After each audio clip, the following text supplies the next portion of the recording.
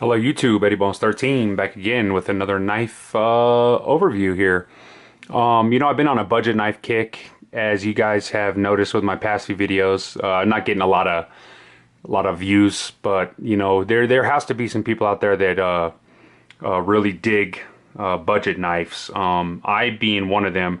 Not to say I don't have my collection of expensive knives as well, but budget knives to me are an everyday work knife, a beat up knife, a protection knife, a last ditch throwaway knife, something in those along those lines. And today's knife falls nothing short of that, folks. What we have for you today. So, how many of you guys out there have heard of Browning knives? Well, quite a bit of people have heard of Browning. Obviously, they've been in the gun game for a long time. Making guns. I can tell you that there's basically they're diverse in indoor and outdoor task you might have at hand. Browning knives have actually taken care of skinning and dressing game and thousands of other jobs for nearly 40 years, which is hard to believe. Browning knives to me are pretty new.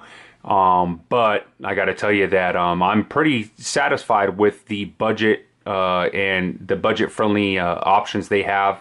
The designs they offer are beautiful, and basically the materials are not bad for the sub $30 range of these knives. So I can tell you that today's Browning knife line is certainly the best ever from what they're claiming. They have a friendship and partnership between Browning and famed custom knife maker and designer Russ Comer. Browning knives have reached a new level in quality and functionality from what they say. And a little bit more about Russ Comer. Then we'll get into this knife. For nearly 30 years, Russ Comer had earned his living as a highly respected big game hunting guide in Idaho and in Alaska. The work and guide doesn't end with leading clients to trophy game animals. It starts there. Once an animal is on the ground, the real work begins. Over the years, Russ used many knives to dress and skin countless animals, yet found each knife lacking performance in one way or another. He drew upon his wealth of hands-on experience and started designing and producing his own knives. So there you go, a little bit about Russ. And you can tell, and obviously this design and other Browning knives that Russ has designed, that they are just phenomenal knives. This knife being more of a tactical knife, heavy duty knife, thick liner knife, just an all-purpose last ditch everyday work knife slash tactical knife. So much props to Russ. He's a great designer, and I'm sure they love him over there at Browning. So let's get back to the knife now. What we have here is what you would call the Black Label series, okay? Everybody could see that right there. They are Browning knives. The Black Label series is more of their tactical end of the knife spectrum. They're unique. They're primarily a joint effort between world-renowned veteran and SWAT officer and martial arts instructor Jared Wihangi. I hope I'm pronouncing his name right. Wihangi, and master bladesmith Russ Comer, who we know now as, I've already explained, as the designer and bladesmith of these knives. So obviously these are production made, but yeah, no doubt about it that Russ has his talents in the blade shop. So these knives have expanded to include a variety of tactical tools and implements of self-defense to suit different tastes, needs, and budgets. Sorry for bumping the camera there. They're all made from quality materials, and they focus attention to detail and ensure that even though they are appealing to the eye, they are 100% dedicated to function. Now, I didn't write all that. I read that out of the computer, but I got to tell you that I totally agree with everything they have to say about these knives. So let's get into this knife here. What we have here is the Black Label edition of the Browning Tactical line. You're looking at a knife called the Eraticate. This is the tan and black. They also carry a carbon fiber version, which I could not get my hands on at my local Sportsman's Warehouse. This was the only one I could find. Let's give you a little specifications about this knife. So it's a liner lock knife. It sports 440C stainless steel, which to me is an old school steel that is tried and true. It's been around for years. It's not like all these newer not like all these other newer steels that come and go. I hate that big China stamp. Nothing against you, China, but I don't like that. But oh well, it's on there. You got your model number. But yeah, so you know, 440C's been around for a long time. It's tried and true. It lasts up. This gets to 58 to 60 Rockwell hardness. So right where you want to be for 440C. I know I used to make knives, and that's the sweet spot right there. So got a beautiful Tanto blade. I love the kind of recurved Tanto it's got, I guess, so to say. I don't know if it can show up in this camera. It's sort of a recurve, not really, I guess. Maybe it's the way I was looking at it. But it's a nice long Tanto with a lot of cutting edge still, as you can see there. And it's got a beautiful black wash on it. Beautiful black wash. Got a nice fuller. That fuller protrudes on both sides, as you can tell. Thumb stud opening, as well as flipper. I'm a little disappointed with the flipper, I'm going to be honest, and I'm probably going to throw some jimping in the top of here.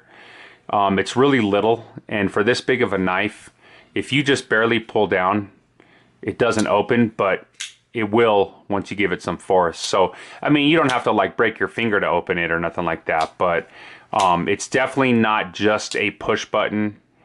See, and it's definitely not just a pull down. You want to pull and push. There you go.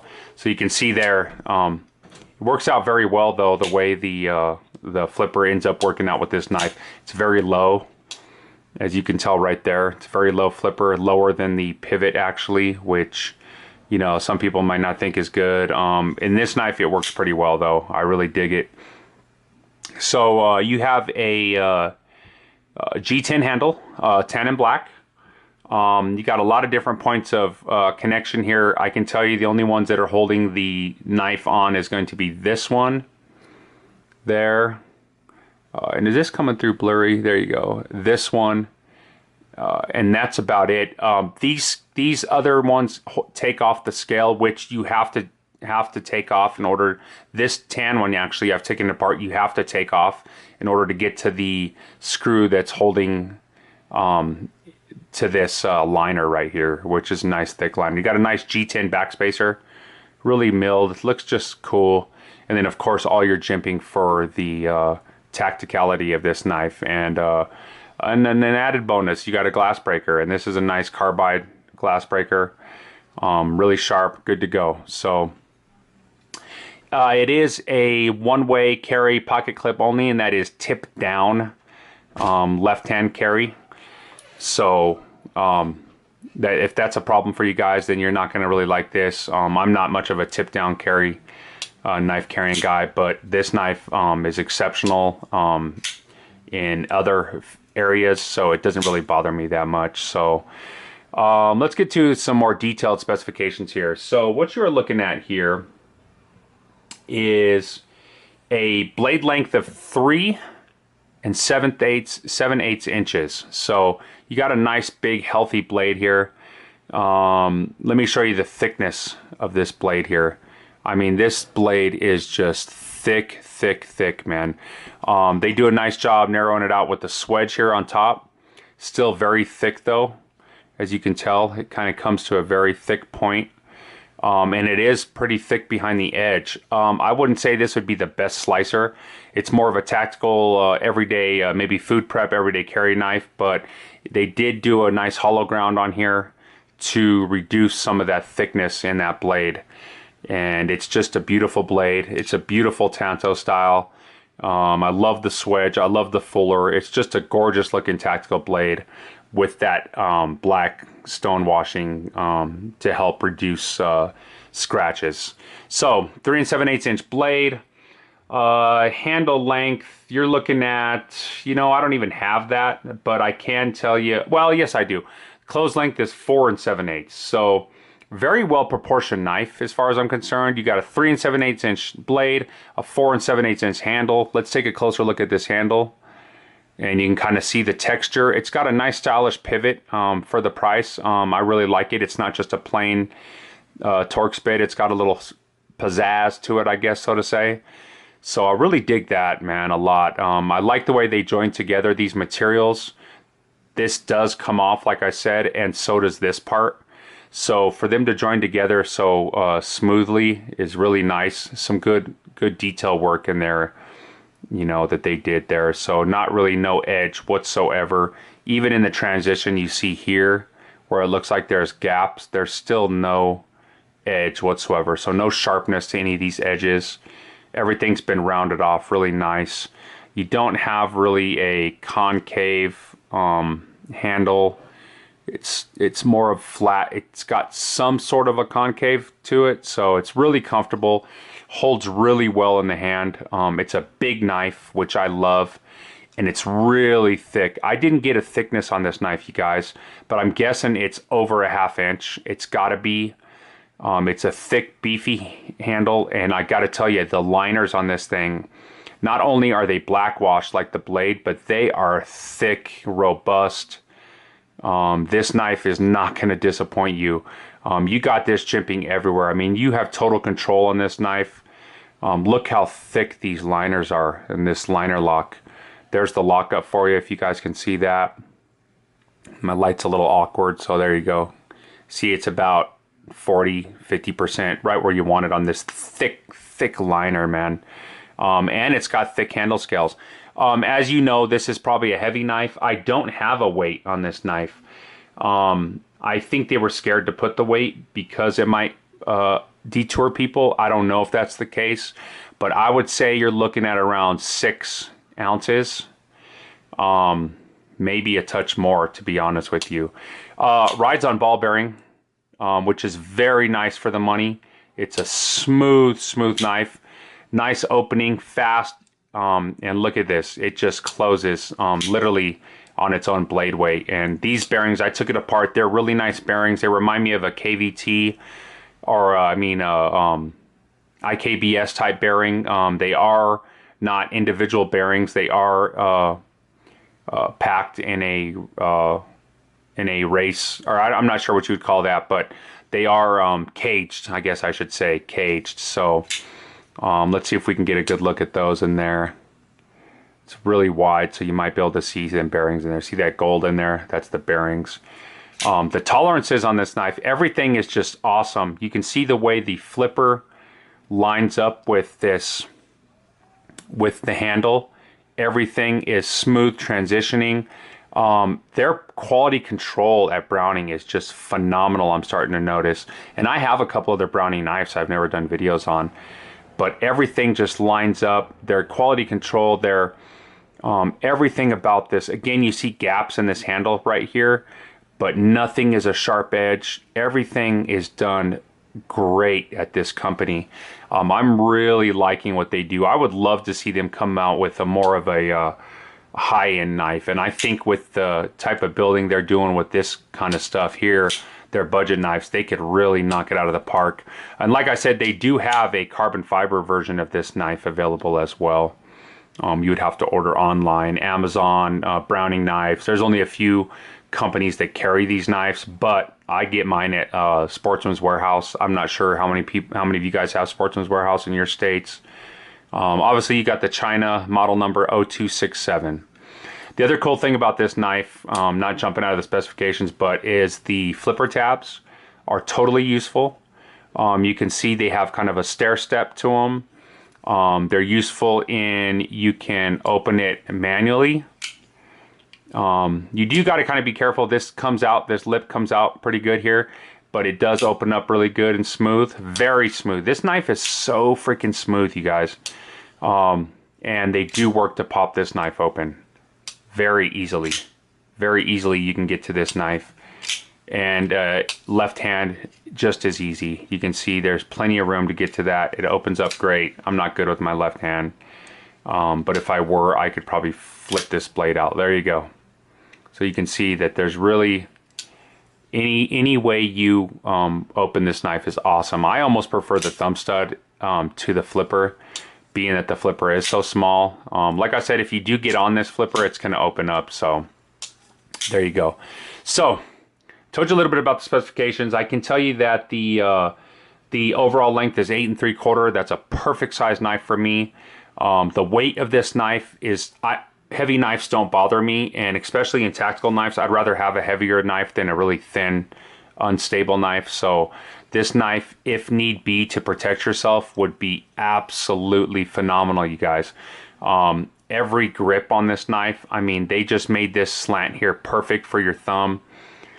You can choke up on this knife. You can get that reverse grip and can really do some damage with this knife if need be. It's good in all other grips as well. You have this slight ramp, and there's the jimping. Let me show you the jimping, which is very effective. Not sharp, but very effective. Love it. So just kind of gives you that hold on there. Let me show you a left-hand hold. And you can see that this knife is great. You have plenty of purchase left behind you, so you're not missing out on the handle. It's just a great knife. This cups your hand right here if you were to do this kind of cut, kind of a draw cut, I guess, or so to say. I'm not sure the name of that, but perfect for that kind of cutting, and also perfect for holding it in this style as well. Very good, controllable knife. I love it. 8 3/4 overall there, guys. So that's pretty much all the specifications. It is 440C, like I said, which is a great blade steel. I love it. 58 to 60 Rockwell hardness, and I believe this will get everything out of it. No serrations, but razor sharp. I don't like serrations anyway.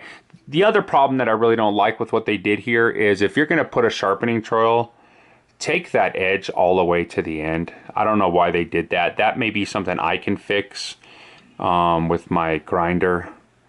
I can kind of finish that off there. So yeah, it's going to be kind of a problem sharpening this knife because of that, the way they didn't take that all the way to the end right there. And you can also tell it's kind of off. Well, let's see if we can get that in there. I don't know if you can see that, but it's not too bad in there. It's pretty good, but I don't know why, for God's sakes, they didn't take that all the way back.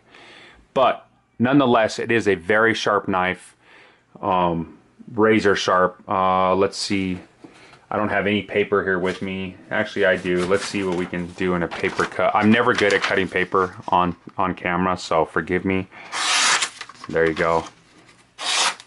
Very sharp knife. I'm trying not to go all the way through because, like I said, I'm horrible at cutting paper on camera. This knife is razor sharp, though, I promise you guys. It will cut through paper. So if I wasn't so bad, I probably could have took some big slices on there, but I'm not even going to try. I don't want to embarrass myself or the knife because it is a great knife. So that's pretty much all I have to say about this knife, you guys. I'd love to do a couple size comparisons. I wasn't prepared, so give me just a second. I don't edit, so I'm yelling across the room as I'm grabbing my knife collection, and I'm going to give you a couple size comparisons here real quick before we get too far into this budget knife. Did I tell you that the price is only $30 on this knife? If I didn't, there you go, $30. So we're going to put this up to the ZT-0909. This was the Les George design. Obviously a much higher caliber knife in the ZT, but and actually that doesn't do no justice in this camera. There we go. There's kind of a size comparison for you. The ZT is basically right there with it. You do have a longer handle, as you can see in the Eraticate by Browning Knives, and a longer blade. You can see that there, just a touch longer. So if you know this knife, and this is a big knife, you can tell obviously how big this knife is. And the Eraticate's a touch heavier, so if you know the weight of this CT, you know what you're getting into this Browning knife here, okay? Let's see what else is another knife you guys might be familiar with. Sorry, I wasn't prepared for this, you guys. How about something like the Kershaw Fraction? Okay, another great knife right here. Let's see if we can get this in here. Let's actually do them side by side this way. So you can see the Kershaw Fraction's a lot smaller. The blade's a lot smaller. You're looking at about a 3.5 inch blade here. So there it is with the Kershaw Fraction. We'll do one more here. How about, we'll go with another big knife. How about the old school Hinder designed 561 by ZT. This is going to be more of a closer comparison. As you can see, the handles are very similar, if not the same, between both knives, and the blade is, well, I put a choil in mine, as you can see there. So the blade, if you're at the sharpening part, is about the same size, but if you weren't, you'd have a little bit more size on this ZT here. So you can tell the 561 is more towards its range. If you know the size of the 561, you will definitely know the size of this Eraticate, okay? We've been a little long into this video. I apologize. It's a budget knife. I really wanted to show you the action, the smoothness, the great looks, the all-purpose tactical style knife that Browning is producing now. This is the Black Label Series Eraticate. I really hope you guys get out and get you one of these, and if not, venture into some other Browning knives, Black Label knives. They have some really nice stuff out there, guys. Thanks again for watching.